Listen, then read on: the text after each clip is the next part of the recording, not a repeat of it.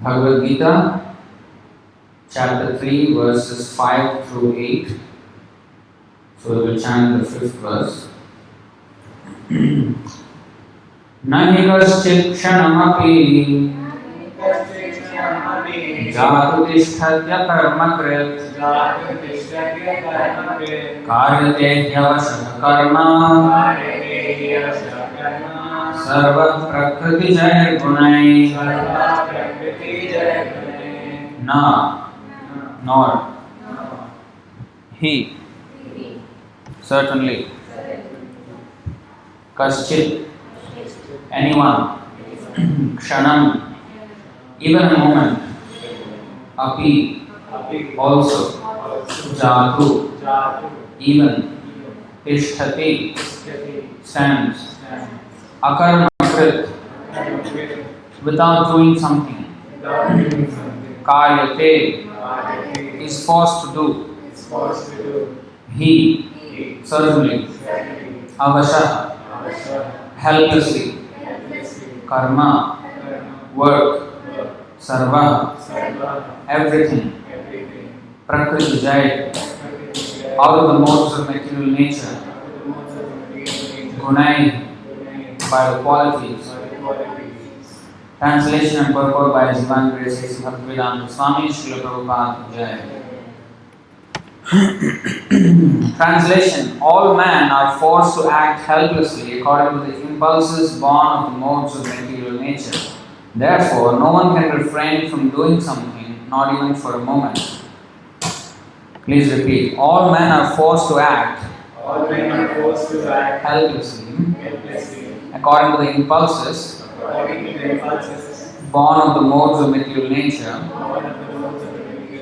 Therefore, no one can refrain from doing something, not even for a moment.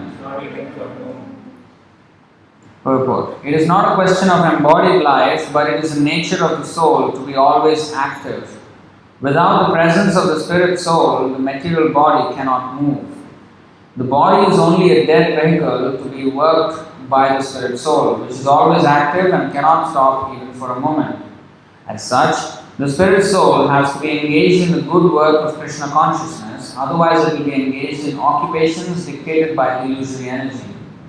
In contact with material energy, the spirit soul acquires material modes, and to purify the soul from such affinities, it is necessary to engage in the prescribed duties enjoined in the Shastras. But if the soul is engaged in his natural function of Krishna consciousness, whatever he is able to do is good for him. The Srimad Bhagavatam affirms this.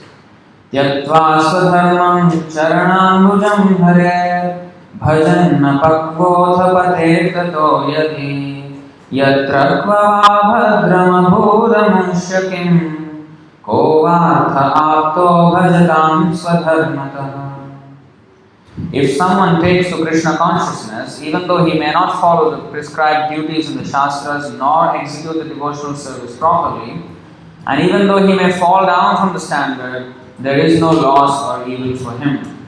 But if he carries out all the injunctions for purification in the Shastras, what does it avail him if he is not Krishna conscious?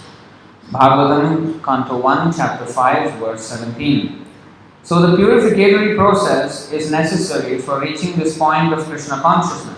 Therefore, sannyas or any purificatory process is to help reach the ultimate goal of becoming Krishna conscious, without which everything is considered a failure. We will go to the next verses, but for those who have come for the first time or who have not come in the previous classes, so we will just recap the context. Say, Arjuna, he is putting forward this question. In the 3rd chapter, 1st verse.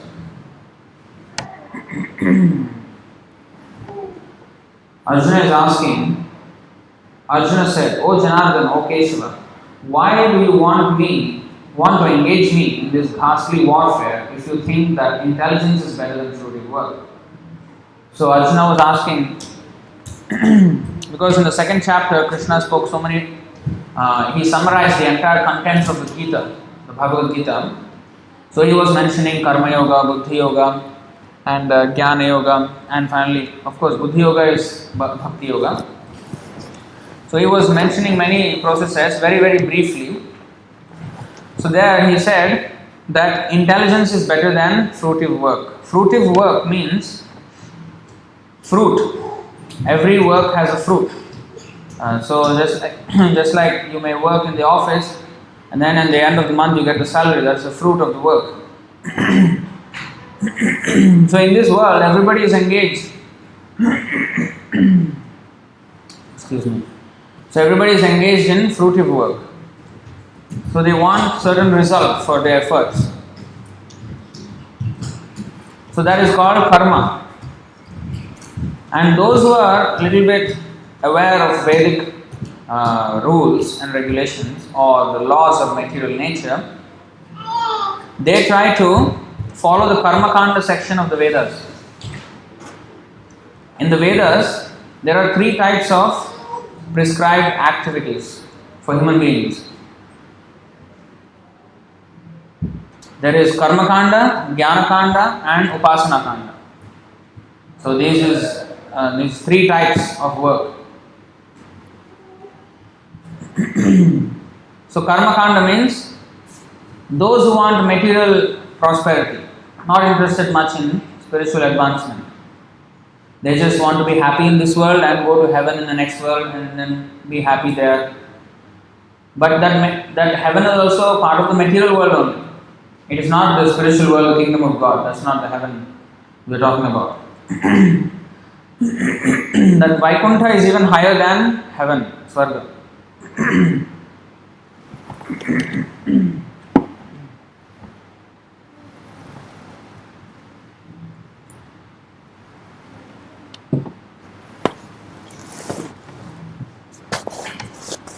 So, but the karmis, they are interested only in just a little bit better material life.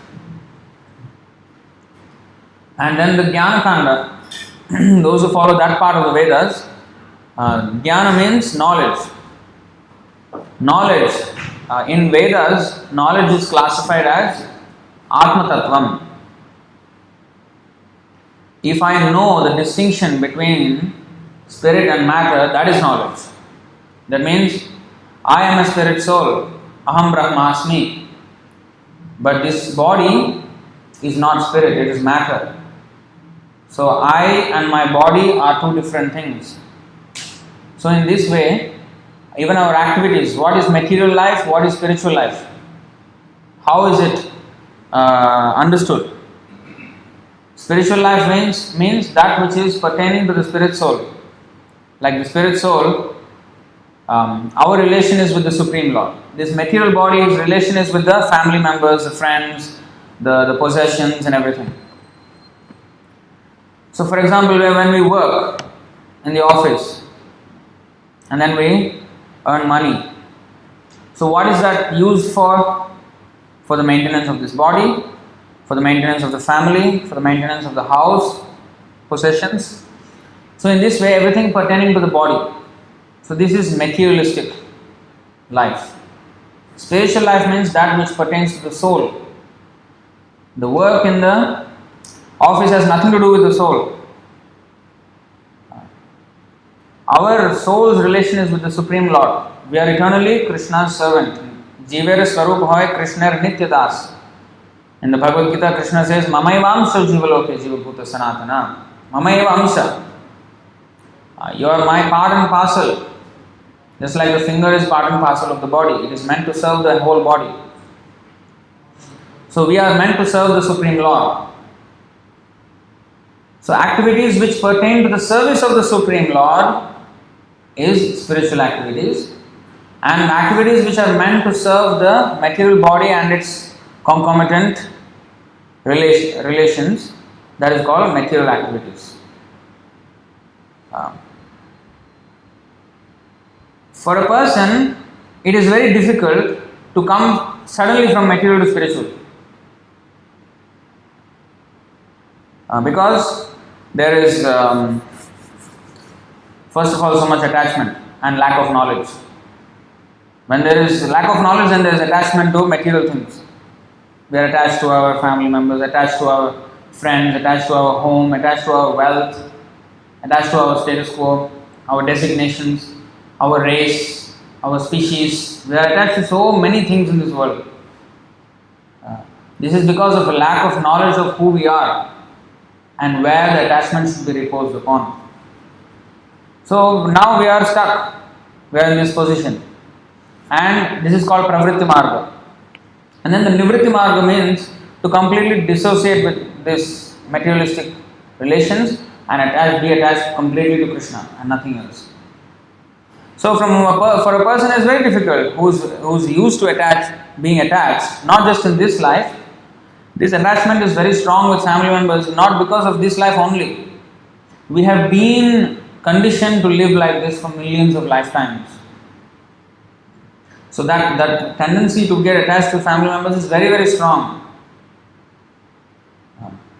So, to immediately change course and then, okay, yes, very good class, Prabhu, I am taking sannyas. Give me sannyas initiation. It doesn't happen that way. So, there has to be a transition. This is where Varnashram system comes in. Varnashram system means, suppose I am now working in the factory or office. That is material life.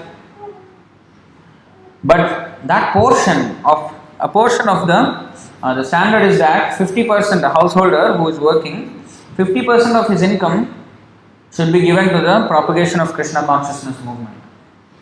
50% of the income. So, that is Rupa Goswami's principle. Rupa Goswami has shown by personal example that 50% of one's income should be given to the Krishna consciousness movement, 25% for the family maintenance and 25% for emergencies, personal emergencies. So in this way wealth should be distributed.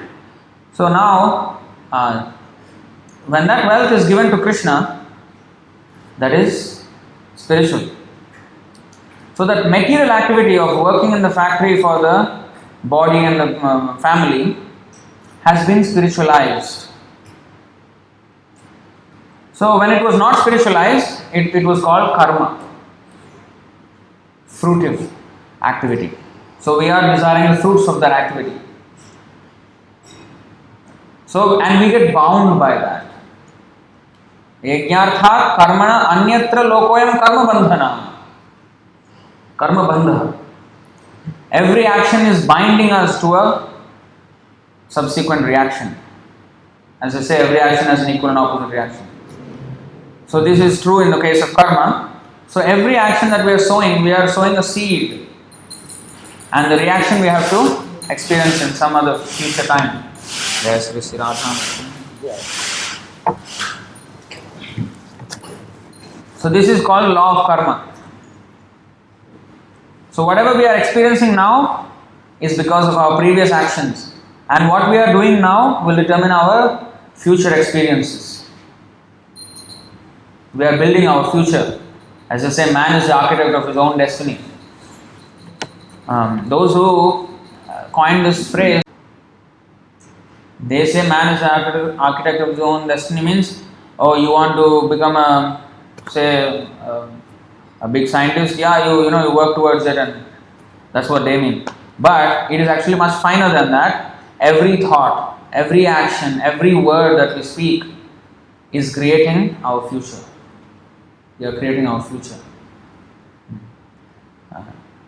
They say, what is fate and free will? Destiny and free will. Do we have free will? If we have, then why there is destiny? If there is destiny, where do we have free will? This is the thing. The destiny is dependent on our free will now. How we are acting, just like I have a choice now to be in the proper society or in the jail. I can now go and commit a crime and go to jail if I want. Or I can be a lawful citizen and be in the regular society. That is within my control. So this is my free will. But once I act in a certain way, that reaction I have to experience. So that is destiny. So when the criminal is sentenced by the judge, all right, 10 years for you. So he is now sentenced. That sentencing is destiny. But who created it? Out of his own free will. It looks like the judge put him into the trouble of 10 years jail. It looks like. But he is just meting out justice. And the criminal is the one who architected his destiny of 10 years jail. So in this way, although God is giving us this punishment of material life, we have asked for this because of our own disobedience to the Supreme Lord. So now karma means this chain of fruitive reactions. Every action, speech and thought is creating a new experience, new destiny. In this way we have to take birth because we have created a set of activities in this life. And then all the reactions of those activities, some maybe we experience now itself in this life, or some are kept in store for the next life. The audio is horrible. Okay, I think now it should be good. I did not even connect it properly.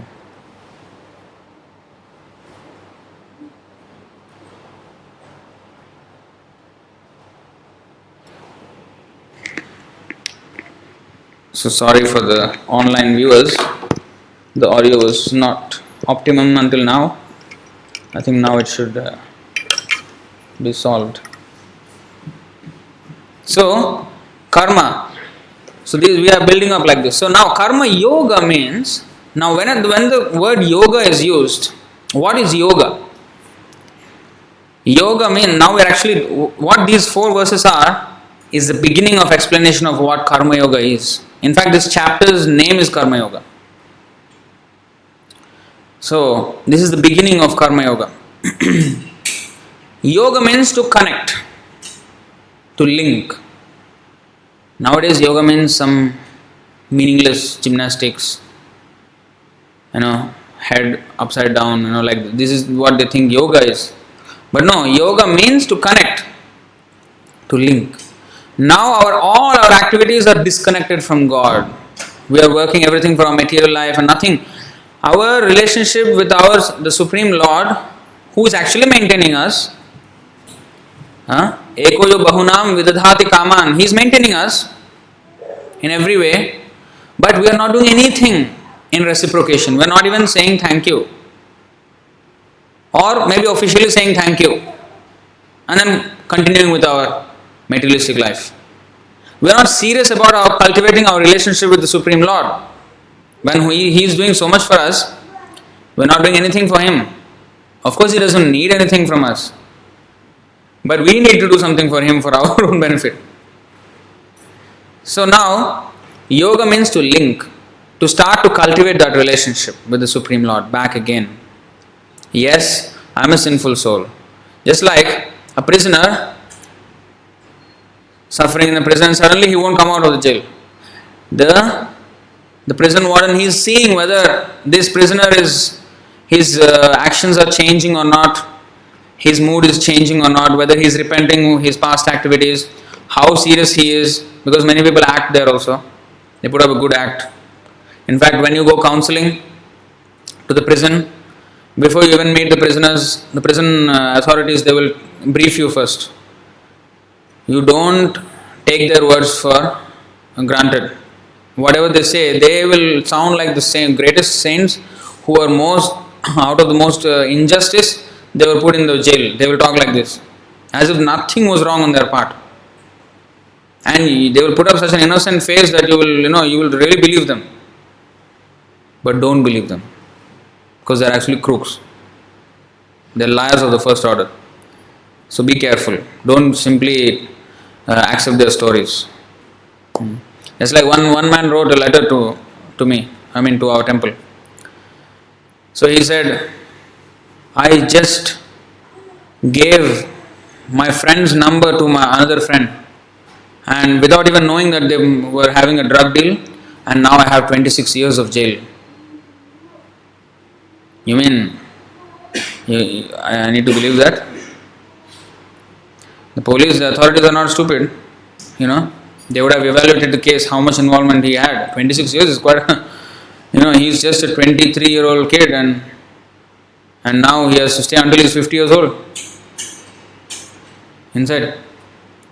So you see, we may put up an act or what, but we cannot. The prison authorities are very stringent. They will see whether he is genuine or not. So similarly, this material nature, Durga Devi, her business is to punish us. And then we are watched. Are we serious?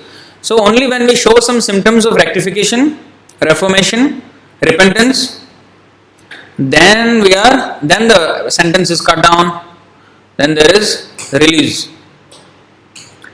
So there is a transition period from the point of performing the crime and ending up in jail to the point of coming out. There is a transition. I have to show my sincerity, my genuinity.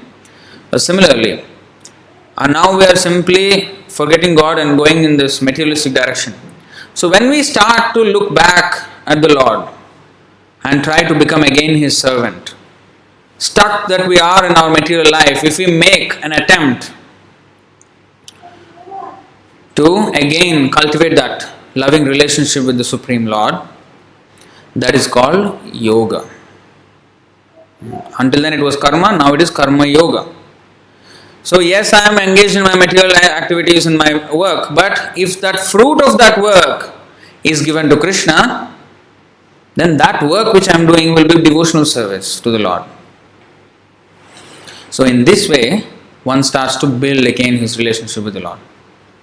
Because whatever you give to the Lord is actually coming in return.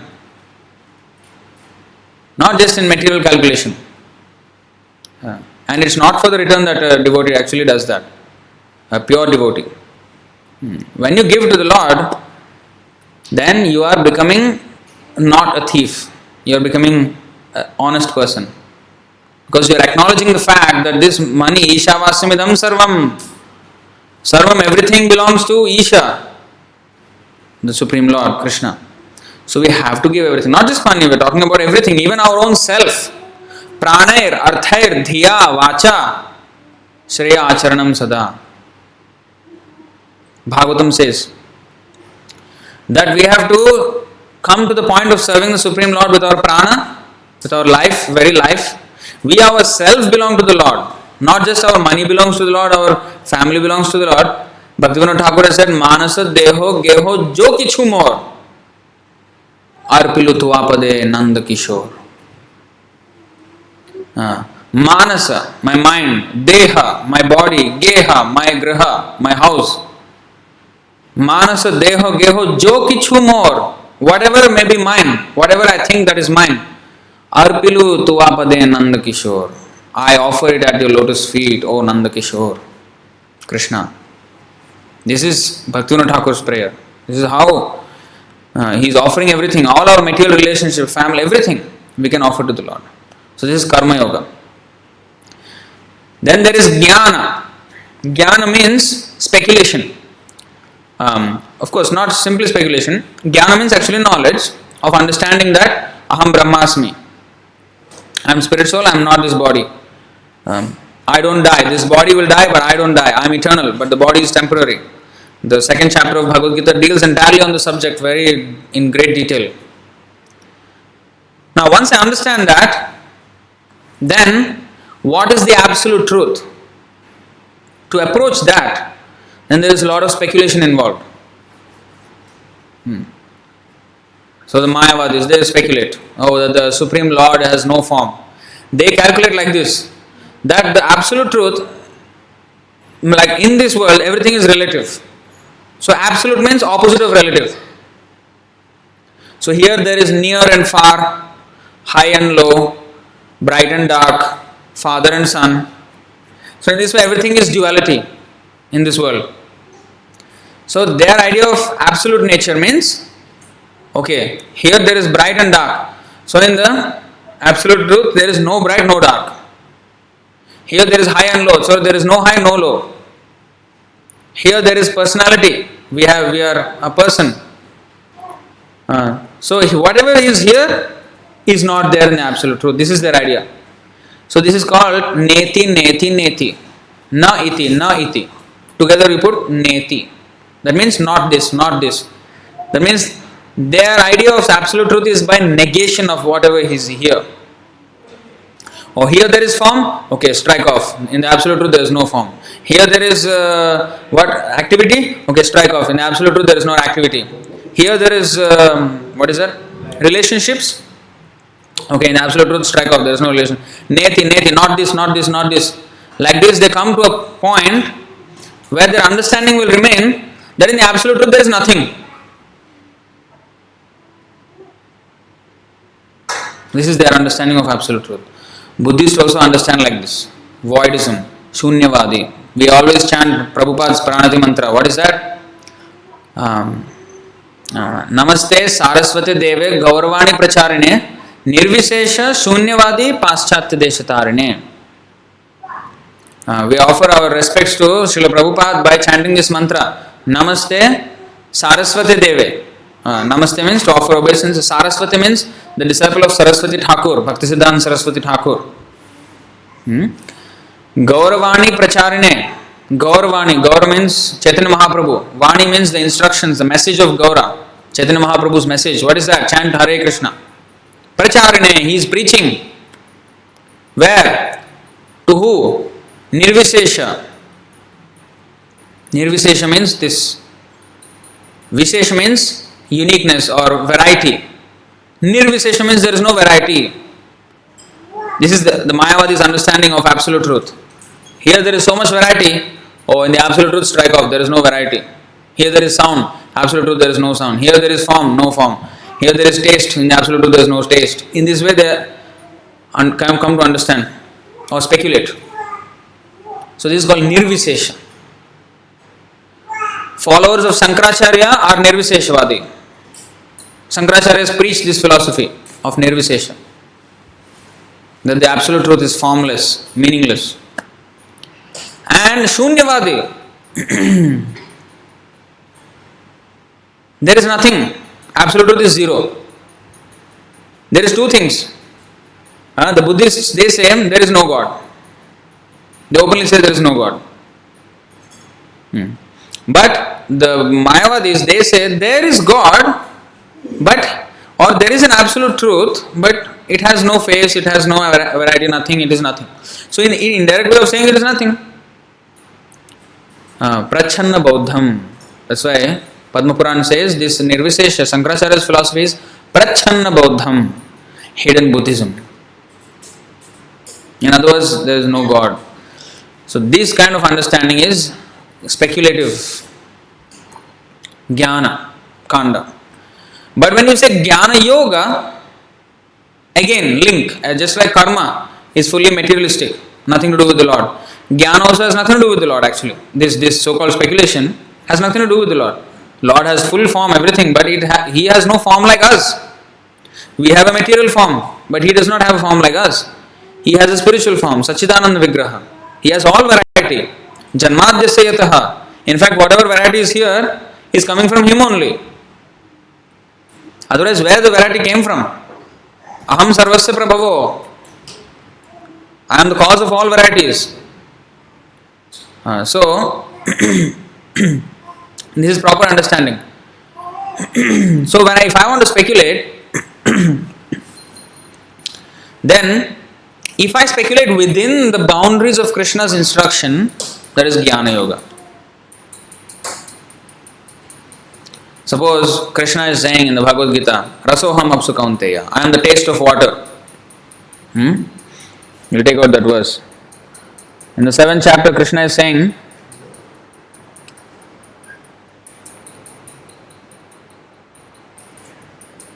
Rasoham apsu kaunteya prabhasmi shashi suryayo pranavah sarva vedeshu sabdah ke paurusham narshu. O son of Kunti, I am the taste of water, the light of the sun and the moon, the syllable Om in the Vedic mantras. I am the sound in ether and ability in man. So he's saying like this. He says the next few, almost the whole chapter. He says many things like this. So whenever we drink water, When we are thirsty, we need water. When we drink that water, we get the taste. Scientifically, they say water has no taste, no odor. But actually, you will feel the taste, the satisfaction of quenching the thirst. So Krishna says, I am the taste of that water. Prabhupada even went to the extent that saying, apsu means liquid. Even if a person is a drunkard, addicted to wine, and if when he is drinking wine, if he is thinking, oh, this taste is Krishna. So by the remembrance of Krishna, one day he will come out and become a saint. So even if one drinks alcohol, if one thinks that this is the taste of Krishna, and this taste is Krishna, so the whole idea is to remember Krishna. So because of his remembrance, this remembrance of Krishna is so powerful that eventually it will get him out of that dirty habit. So it doesn't matter. Sometimes people say, oh, I already ate meat, can I come to the temple? Of course it's not ideal, but it is better to come than not to come. Because at least when you come, you will learn something. Now you know meat eating is bad, but you cannot stop. But if you have knowledge, then you will be more stronger to be able to stop it. So when they ask like this, they follow rules. Yes, it is a rule that one should not come to the temple after eating meat. But what is let's look at the bigger picture. Of course, if one should not knowingly do it, of course. Oh yeah, Prabhu said, I can come to the temple after eating meat also. I will fully have one big meal there in that hawker center and I will come to the temple for Bhagavad Gita class. No, that should not be the way. Knowingly one should not do this. If one knows, then he should refrain. In fact, he should refrain for whole life from meat eating. But suppose somebody is a beginner, he doesn't know, he's already eaten, and then somebody asks him to come to temple. Come at least. Start. Sometimes they ask, can I chant? If I'm still not vegetarian fully. You first start chanting. Eventually you will give up. Because ultimately this eating meat is not good for us. Health-wise, karma-wise, nothing is good. So anyway, like this. When Krishna says, I am the taste of water, a devotee, he will accept, this is taste of water. But a speculator, he can speculate. How Krishna is taste of water? He may do a scientific study on it. But within that boundary. And if he tries to do that is Jnana Yoga. So his speculative habit, he is joining with the yoga of remembering somehow, Krishna's instruction is connecting with Krishna's instruction. Among the stars, Krishna says, I am the moon. Among the stars, I am the moon. So Prabhupada explaining the purport of that. Actually, we will. What is that verse?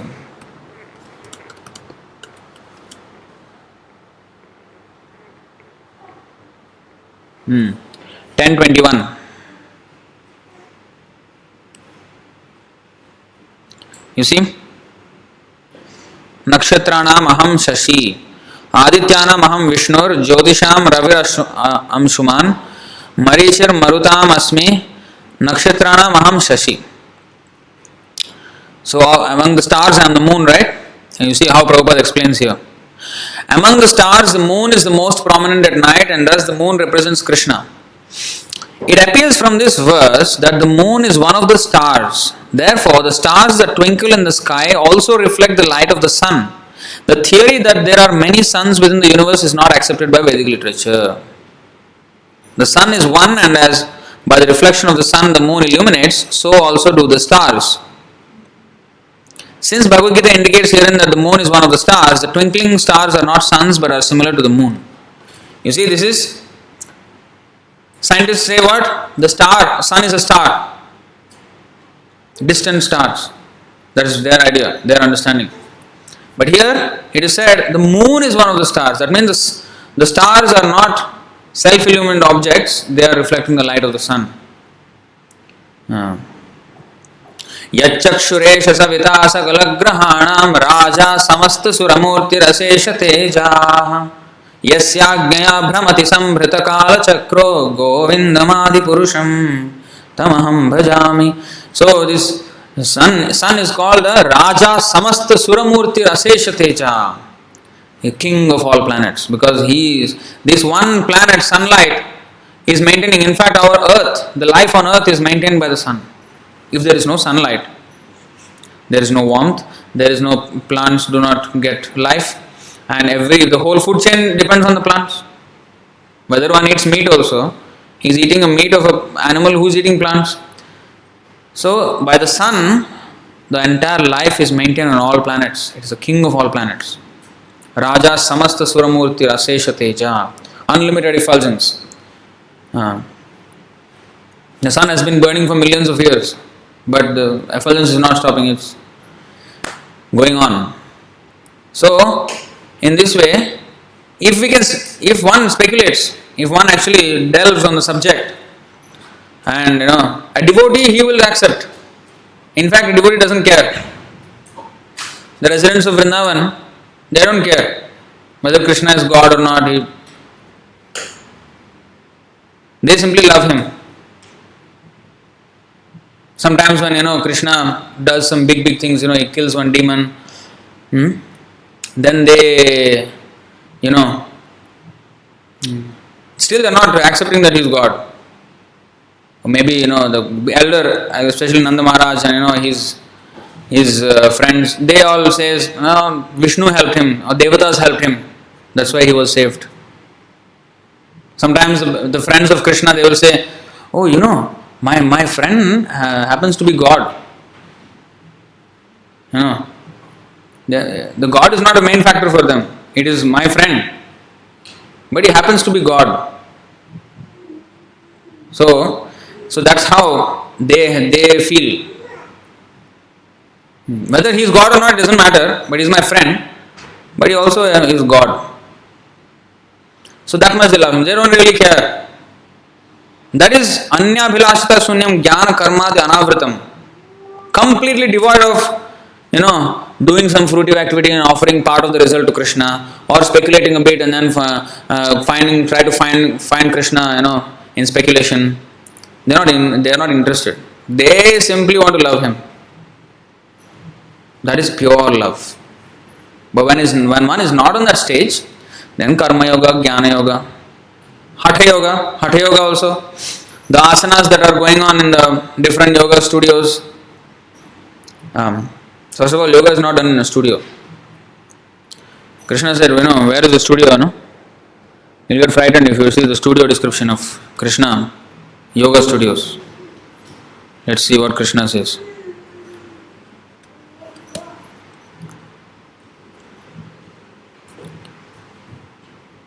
We will read the English translation. To practice yoga, one should go to a secluded place. Not that where many women are men and women are together and not properly dressed. Not that kind of place. Studio, nice Raffles Place, CBD area. That is then true yoga. They're writing there. True yoga, real yoga. Bogus yoga. It's not even yoga. This is bhoga. Bhoga means for sense enjoyment. Yoga means for sense restriction, sense restraint. They are doing these things to get fit so that they can have better sex life, better, these things, materialistic life. They are not for, to attain spiritual upliftment, no. To practice yoga, one should go to a secluded place. Secluded place means, what? In the forest, out of the city, completely alone. And should lay kusha grass on the ground, not yoga mat. Kusha grass. Kusha grass means, darpe. In Tamil, they say darpe. This grass one must put. And then cover it with a deer skin and a soft cloth. What is the idea of deer skin? That the snakes in the forest, they won't come. If there is deer skin or tiger skin, the snakes won't come. That's why you see the paintings of some sage who's sitting and then deer skin or tiger skin is there. So some dead animal, they will take the skin and put there. So in this way, the snakes won't come. Snakes, insects, all won't. So this is scientific. The seed should be neither too high and not too low, and should be situated in a sacred place. That's why the rishis, munis, they go to the forest, they have a small cottage by the riverside somewhere, sacred place, and not too high, not too low. And they will have this deer skin, everything, they will practice this yoga. The yogi should then sit on it very firmly and practice yoga to purify the heart, not to become fit, to purify the heart. By controlling his mind, senses and activities and fixing the mind on one point. Of course, as a side effect, they will become fit. They will become fit. But that is the only thing they are looking for, these people. And they are not even practicing everything properly. They are eating meat and practicing yoga. What yoga you can practice eating meat? Yoga means to link up with the Lord. These asanas, this breathing is all to control the mind and senses, so that I can fix the mind on one point, the Lord in the heart, the Paramatma. Dhyana vasthita tadgatena manasa pashyantiyam yogina. This is the point of yoga. That is the whole idea. Now, next verse. Even more. I think here there is Samam kaya shiro grivam dharayan achalam sthiraha sampreksha nasikagram svam dishas chanavalokayan prashantatma vigatabhir brahmachari vrate sthitaha manah samyamya machitto yukta asita matpara. One should hold one's body, neck and head erect in a straight line and stare steadily at the tip of the nose. Here, we have to stare here. You see? Not the closed eyes and snoring.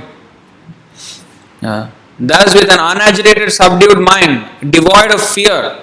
Not that he is in the forest, he is looking, he is meditating, and then suddenly, what is the sound? Then he is getting scared, and then what is that? Never heard this sound before. This is not yogi. Suddenly some tree crash, he is scared, and this is not yogi, devoid of fear.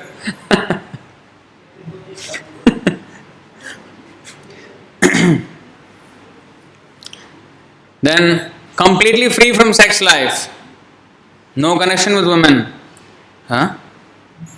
One should meditate upon me within the heart and make me the ultimate goal of life. You see, this is yoga system. You see, and one free from sex life means, how it is mentioned here. This is where Yajnavalkya, the sage Yajnavalkya, mentions the vow of brahmacharya. Karmana manasa vacha sarvavasthasu sarvada sarvatra maithunatyago brahmacharyam prachakshate. The vow of brahmacharya is meant to help one completely abstain from sex indulgence in work, words and mind at all times, under all circumstances and in all places. No one can perform correct yoga practice through sex indulgence. Now these big yoga yogis, simply sex mongers.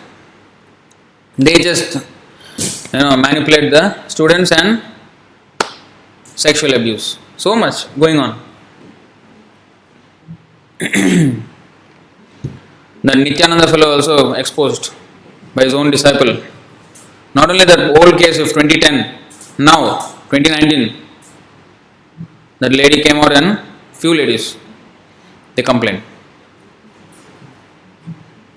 Big yogis, they cannot control this thing. So this is your real yoga. This is Hatha yoga.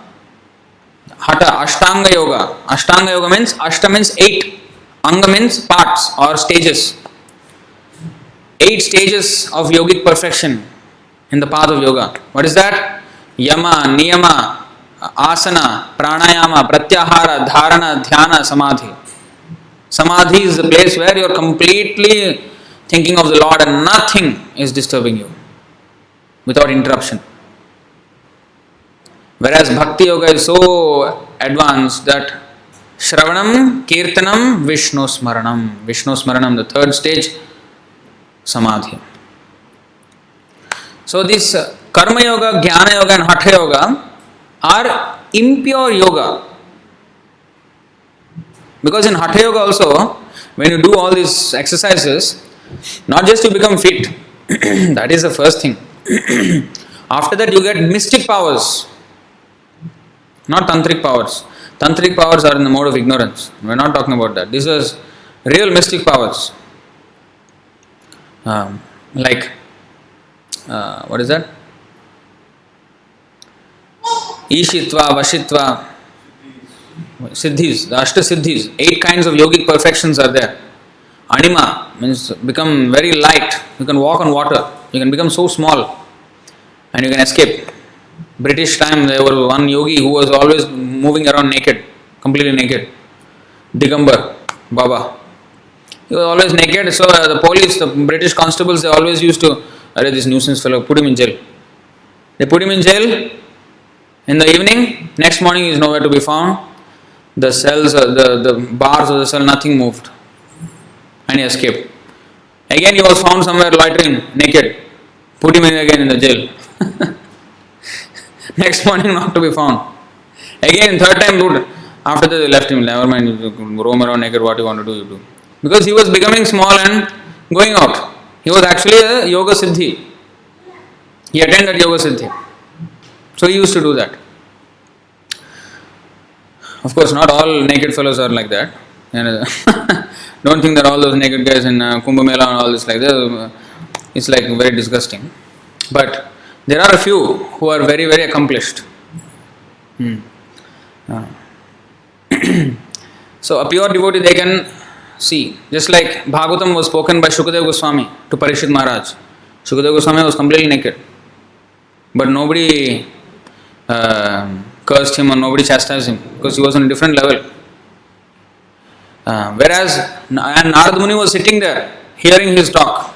Parikshit Maharaj was sitting, but Narad Muni and many sages were sitting there and hearing him.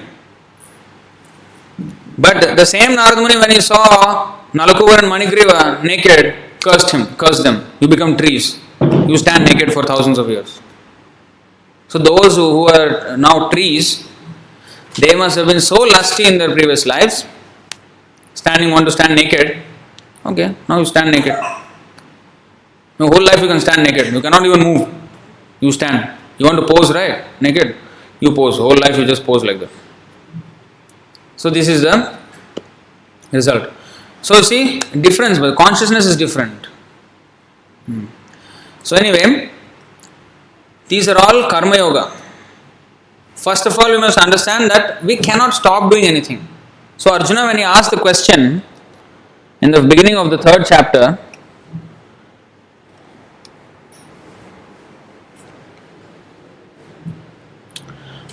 why do you want to engage me in this ghastly warfare if you think that intelligence is better than fruitive work?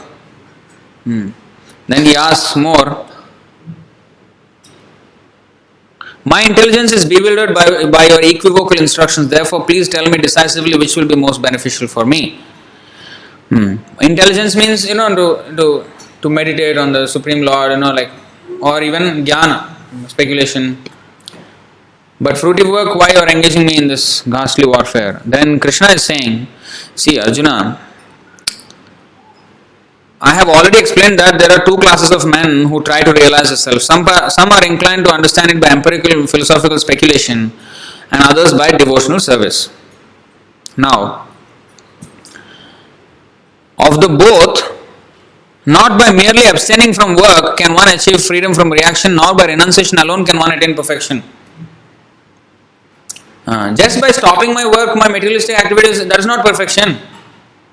I have to be engaged in spiritual work. Then only it is perfection. Not that I become sannyasi and I don't do material life, I don't do spiritual life also. Just sit down, idle, like a rascal. No, that is not real perfection. In fact, that is laziness. Then he says this. Everyone is forced to act helplessly. In fact, no one can refrain from doing something, not even for a moment, Arjuna.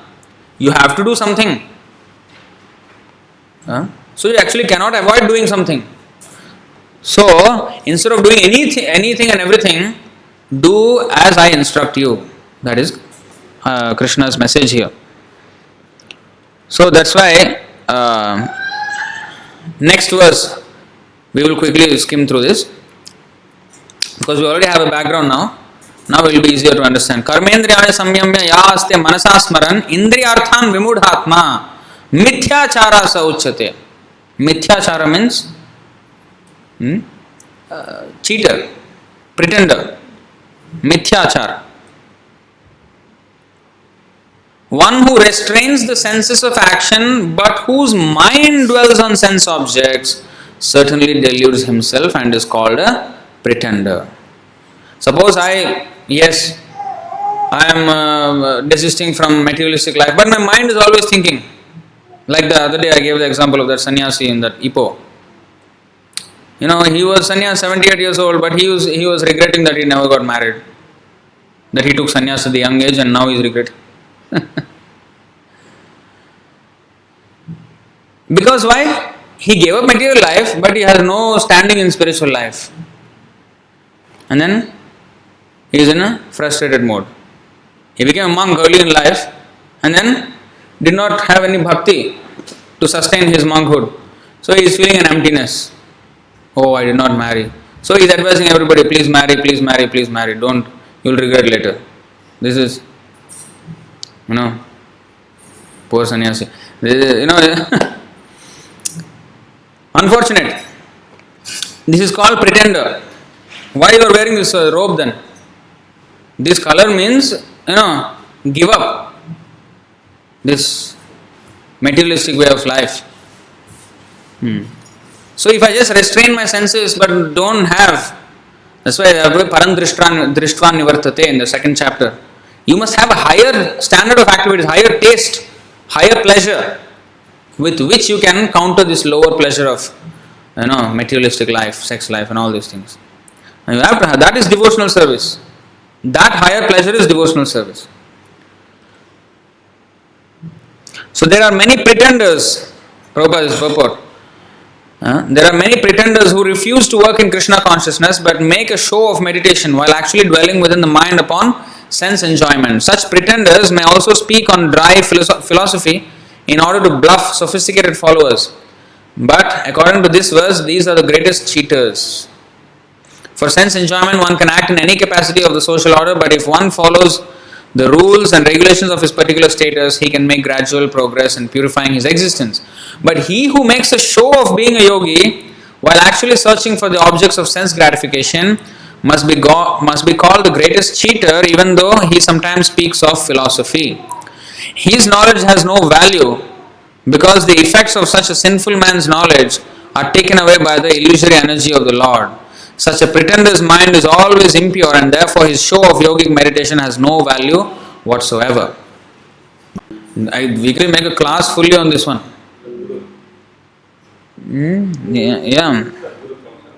Yeah.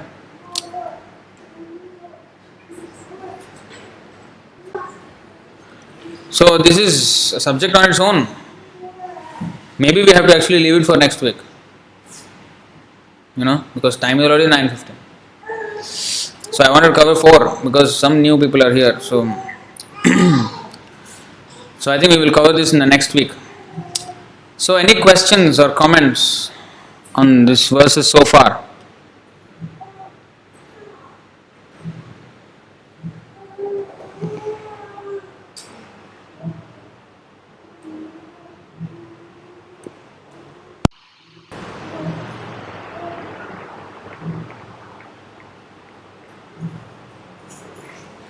Oh, actually, I do not know how the audio is now. They're saying they're having issues with the audio. It's kind of breaking.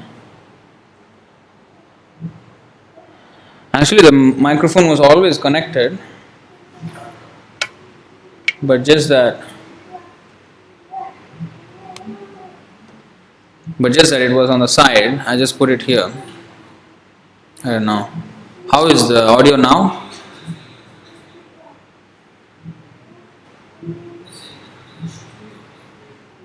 How is the audio? Is okay? So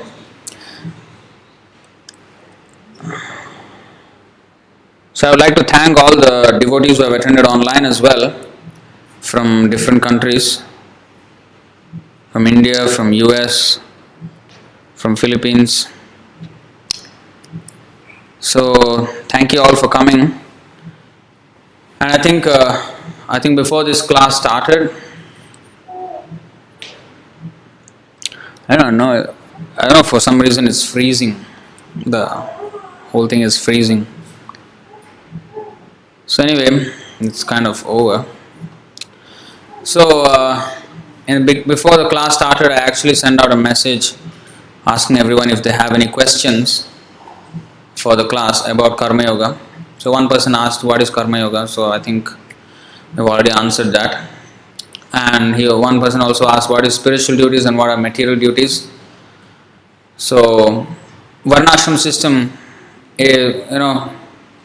encompasses everything, spiritual and material duties.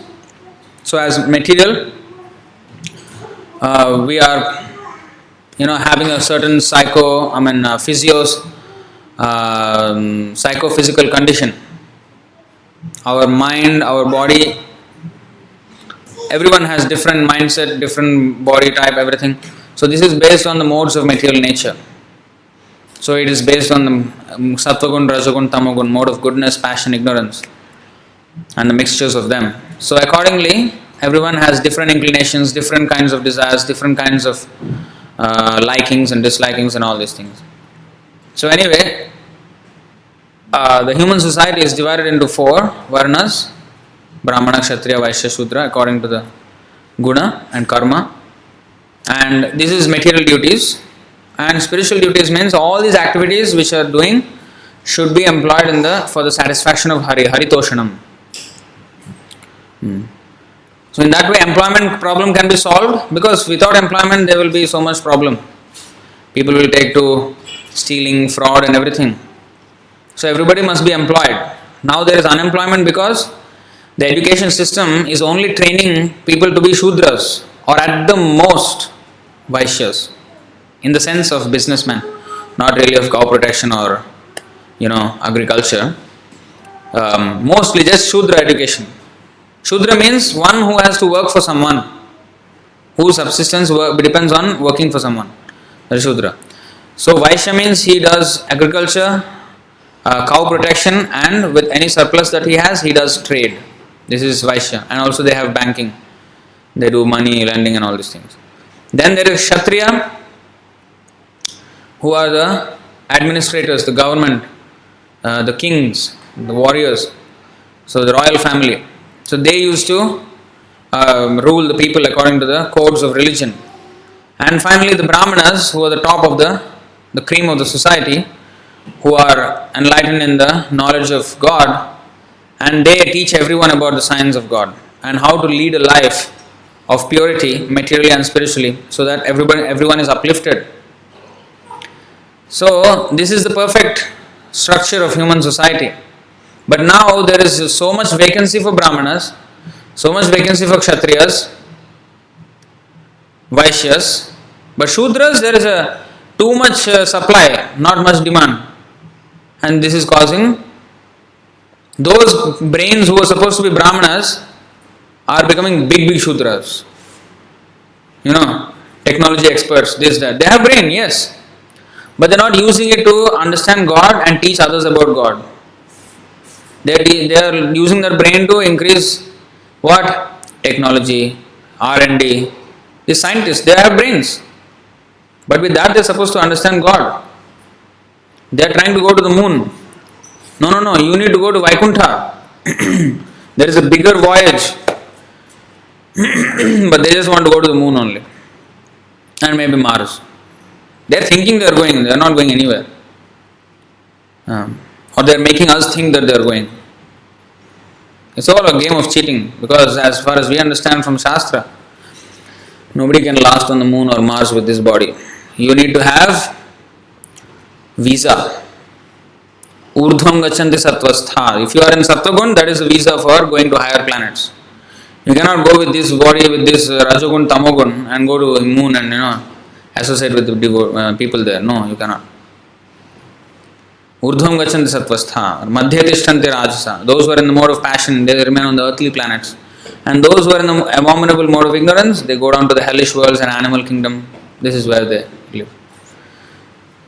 So we have to come to the mode of goodness. Then we can go to the moon. But what is the use of going to the moon? You can have a very long life. 36 million years according to our calculation.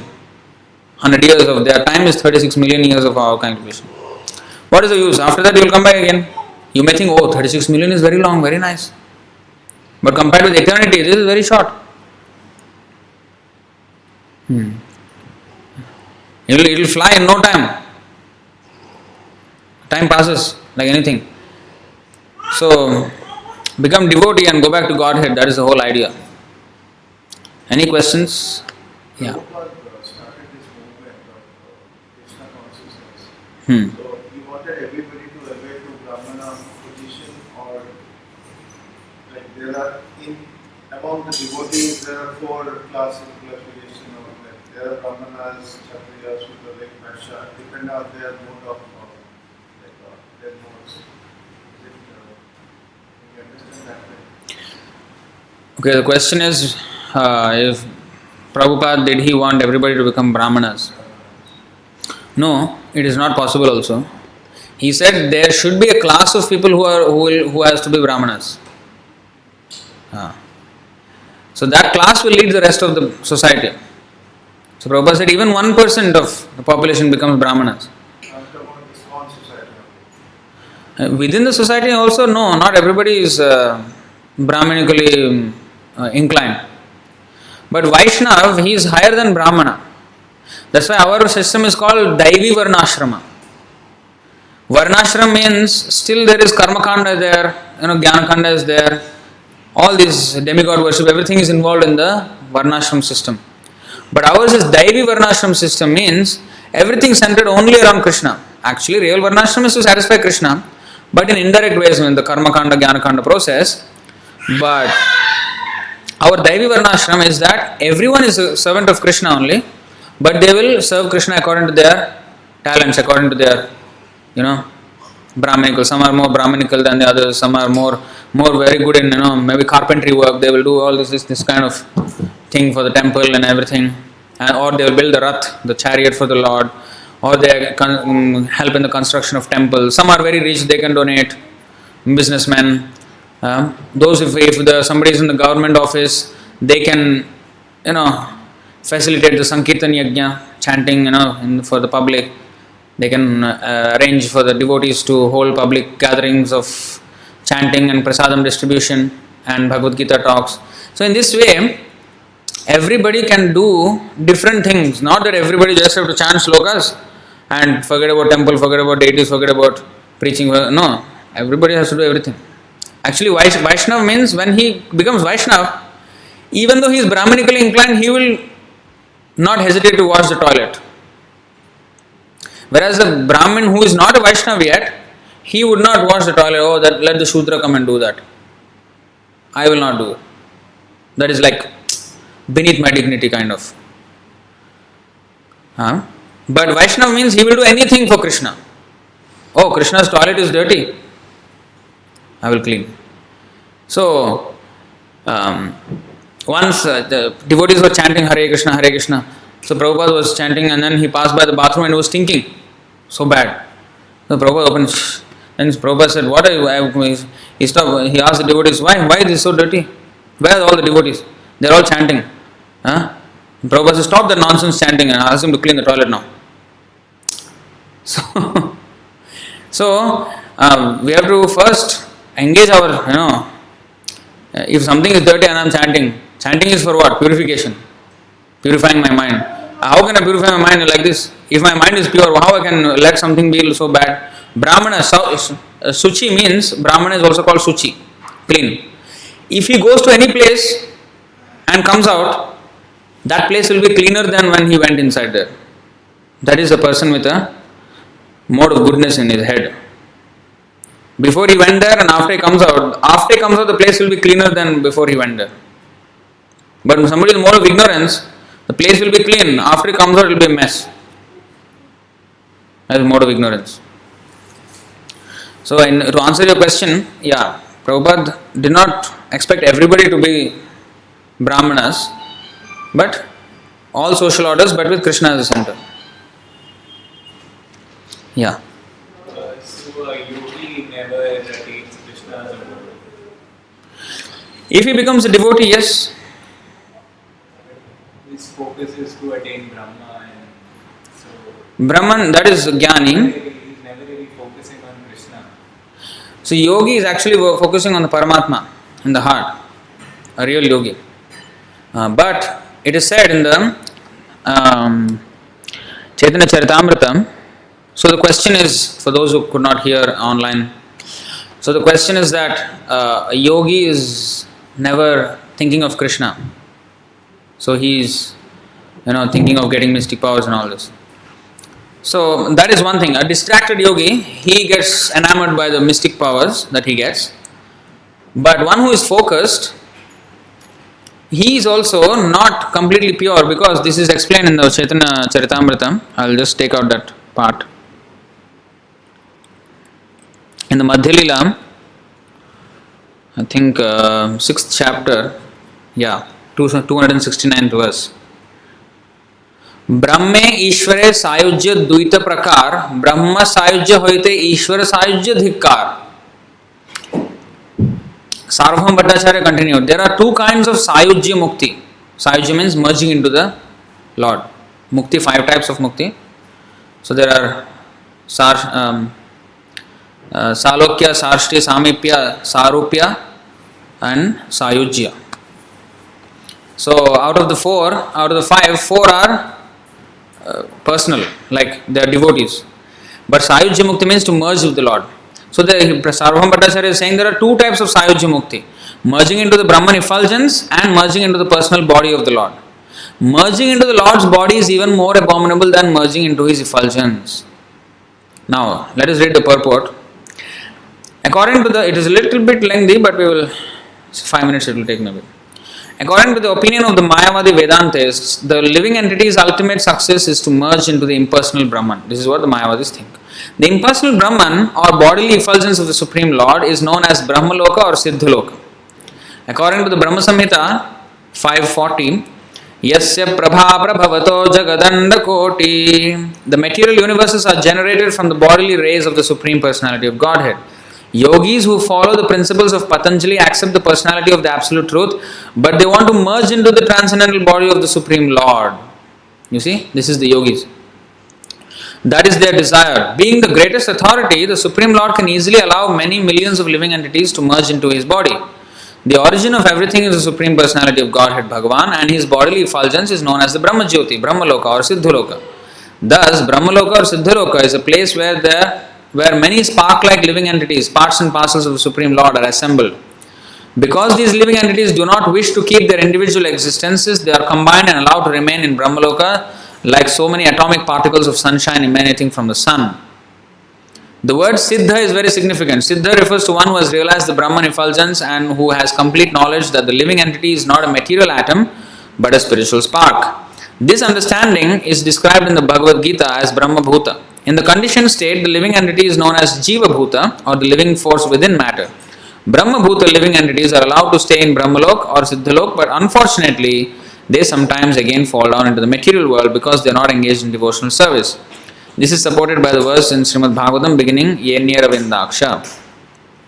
These semi-liberated souls falsely claim to be liberated, but unless one engages in devotional service to the Lord, he is still materially contaminated. Therefore, these living entities have been described as Vimukta Manina, meaning that they falsely consider themselves liberated, although their intelligence is not yet purified. Although these living entities undergo severe austerities to rise to the platform of Siddhaloka, they cannot remain there perpetually, for they are bereft of Ananda or bliss. Even though these living entities attain the Brahma Bhuta stage and realize the Supreme Personality of Godhead through his bodily effulgence, they nonetheless fall down due to neglecting the Lord's service. They do not properly utilize whatever little knowledge they have of the Supreme Personality of Godhead. Not attaining Ananda or bliss, they come down to the material world to enjoy.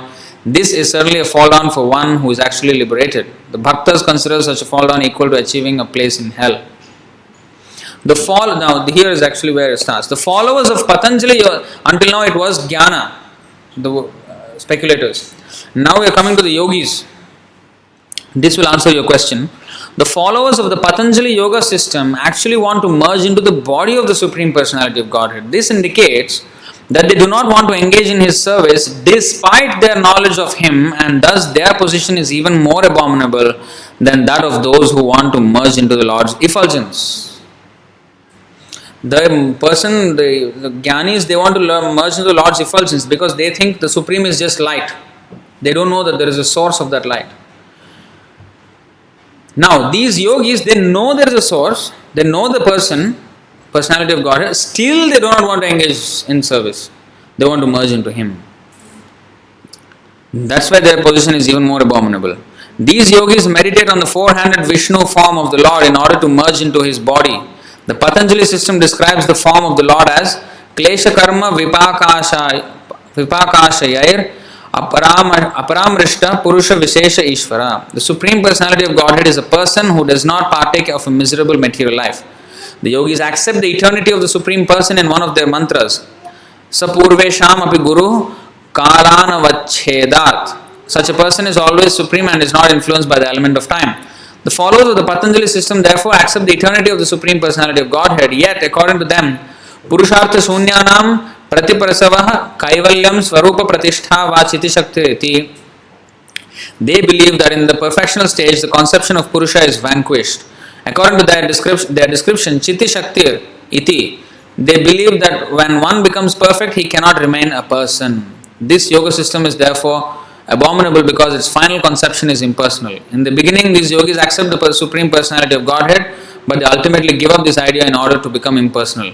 They are most unfortunate because although they have a personal conception of the Absolute Truth, they neglect to render devotional service to the Lord and thus fall down again into the material world. So,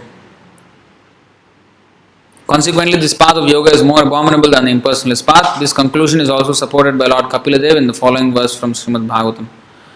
So, this is the understanding.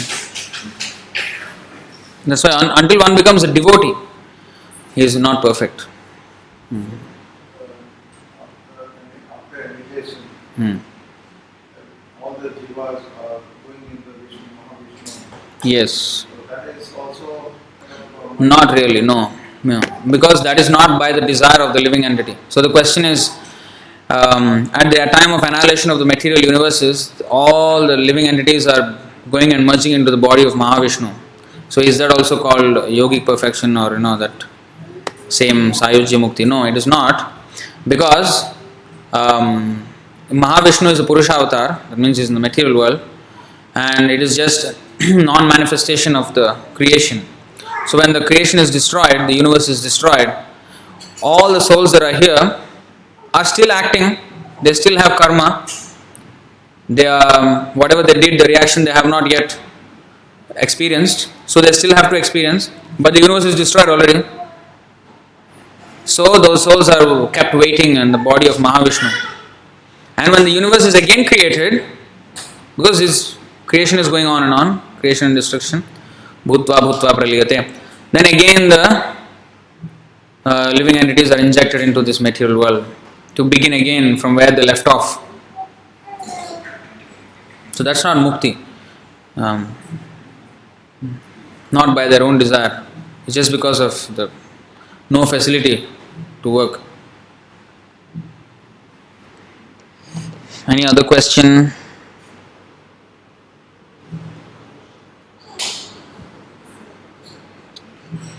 Alright, we'll stop here. Grantaraj Srimad Bhagavad Gita ki, Srila Prabhupada ki, Nitai Gaur Premanande.